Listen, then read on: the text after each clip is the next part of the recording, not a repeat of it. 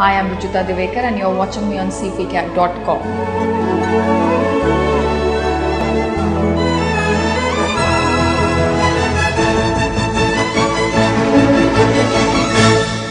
Being an expert, how would you explain sports science and nutrition in short?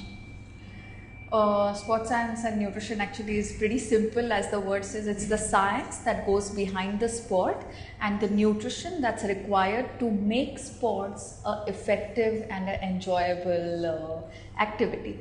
So your sport could be cleaning the house, your sport could be going to work, your sport could be catching the train, your sport could be basketball, cricket, football, whatever that it is. But it's really about understanding the science behind your activity and then equipping yourself with the right nutrition to deal with that activity. And now, how does it feel to be one of the most happening sports nutritionists in India? You're very flattered if you call me that.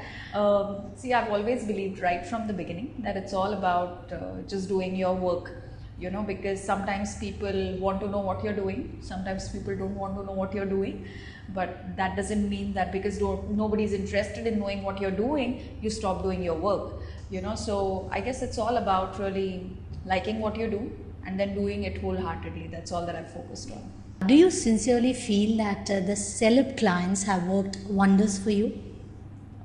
Yes, 100%, because this is what happens that, when you're doing work like mine, like something like nutrition, and when you're talking commonsensical things, something which everybody understands, right from Mrs. Kulkarni to Mrs. Sharma, but when a star like Kareena Kapoor follows the same thing that your mom and your grandmom has been telling you, it appeals to the younger lot. And since India is a young country, and stars have the power really to attract the young India potential. So yes, it's worked very well for me, because I think of myself as an educator, and I think when you work in the field of education, you need students who do well, right? So all my clients are almost like my students, and because they do well, people want to know who's teaching them the concepts of nutrition.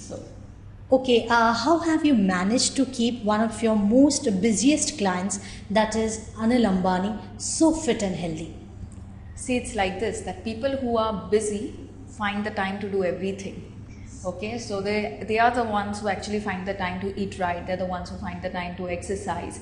People who are not busy in anything constructive don't have the time to do anything, whether it is eating right or going to a run or going for a workout and stuff like that. So when it really comes to my clients who do well in their chosen professions, whether it's Anil Ambani or a Kareena Kapoor, or even a small girl who plays tennis but who does well in her sport, they already have discipline, determination and passion for whatever they have chosen. Then diet and exercise just fits into it like a jigsaw puzzle. It's not my credit that they managed to do it. It's entirely theirs. That's really nice of you that you're giving the entire credit to it is, but you are the guide. No, you're the main guide. Well, it's like this, that I'm the one who gets all the I just walk away with all the credit, and it's somebody else's efforts, because see, it's very easy. I can keep saying eat right, work out regularly, eat right, work out regularly, but till you don't find somebody who actually follows that or brings that into practice, it's plain words. You don't need me to tell you need to exercise. We all know that, but I need somebody who'll actually start exercising and start eating right. And I think I've been fortunate to find clients who bring into practice everything that they believe in, including stuff about food and exercise, and I'm walking away with the credit. You're the woman who has made the size zero factor known in the country. Was it always there in their mind to do that? I don't know what size zero was when people started talking about size zero. This is another thing. I'm getting the credit or the miscredit for size zero. I had no clue what size zero meant. In fact, I was on a live show when I was asked this question, what is size zero? And thankfully they went into a break after that. That's when I asked my partner, can you quickly Google what size zero is and let me know? No, but now I know that size zero is a size which refers to clothes on the rack. It's not about human bodies at all, though of course when people get thin,